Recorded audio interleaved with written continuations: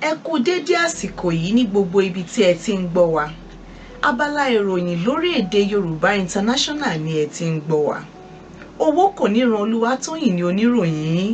Ta ni Olúbàdàn tí yóò jẹ lẹ́yìn ọba Lekan Balogun? Àwọn awuyewuye kan tó ń lọ lọ́wọ́lọ́wọ́ lẹ́yìn ìpapòdà Olúbàdàn ọba Lekan Balogun ni pé Rashidi Ladoja, ẹni tó jẹ́ ọ̀tún Olúbàdàn, ni yóò jẹ ọba. Àgbékalẹ̀ àti ìlànà fún yíyan Olúbàdàn tako àhesọ yìí o.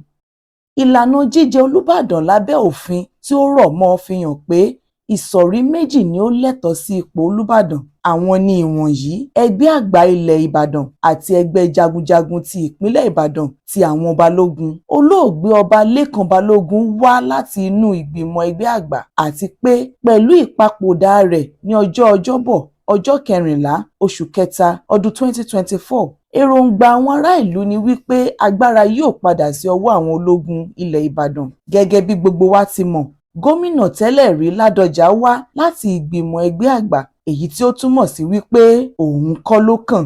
Láì jẹ́ pé àwọn ìgbìmọ̀ afọbajẹ Ìbàdàn ní ẹ̀sùn lòdì sí ọba Owolabi Olakulehin, ìdánilójú wà wípé òun ni yóò jẹ Olúbàdàn ilẹ̀ Ìbàdàn nítorí wípé òun ni Balógun ilẹ̀ Ìbàdàn lọ́wọ́lọ́wọ́.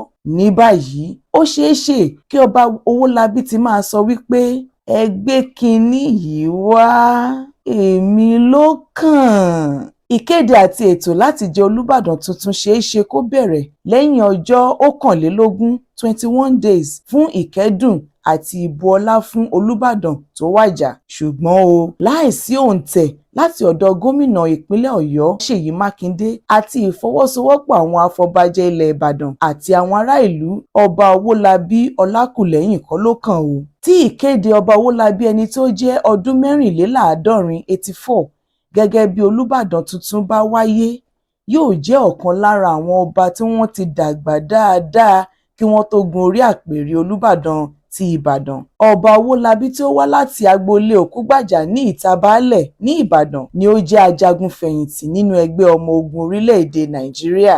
Ẹ gbìyànjú láti like, kí ẹ subscribe, kí ẹ sì tún share fídíò yìí, nítorí wípé a ṣì máa jábọ̀ fún yín lórí ẹni tí ipò Olúbàdàn padà já mọ́ lọ́wọ́. Ó dìgbà kan náà.